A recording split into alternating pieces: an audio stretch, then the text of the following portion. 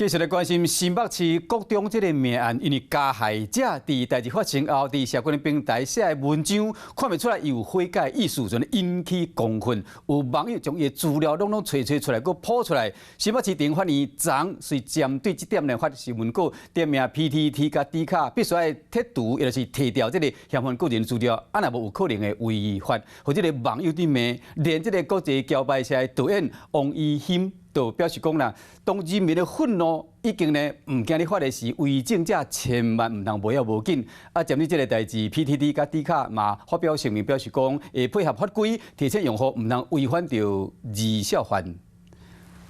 新北地方法院新闻稿特别要甲提醒的对象考起来加重警示，点名 D 卡和 PTT 爱紧甲涉案少年仔代志和相片提调，呼吁民众唔通佮分享，避免犯法。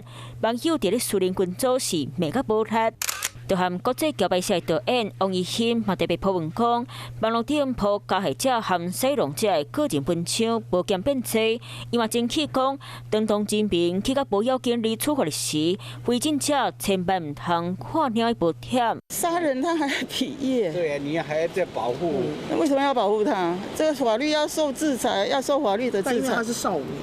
这少年他的那个思想已经扭曲了，不行有这种保护的那个，怎么说？因为你保护他能改变吗？因为法律必须保护未成年，D 卡的某发声明讲支持用户，表达对事件的关注。不过必须提醒避免违反离校法，所以网站顶内容包括文章和lau会，会配合判断内容敢无违法，做稍微处理。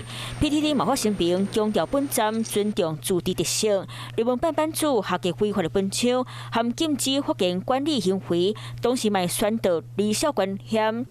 救うべきところは救おうというのが少年法。2年前，日本国会通过修订少年法，甲未成年年岁为20岁降到18岁。少年犯的保护每一个做法无共款。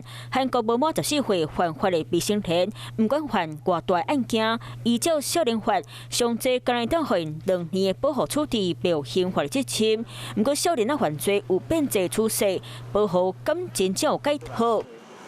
Hello， 我是易景，想要抢先掌握最及时的新闻资讯吗？赶快订阅、按赞、开启小铃铛，锁定华视新闻的 YouTube 频道。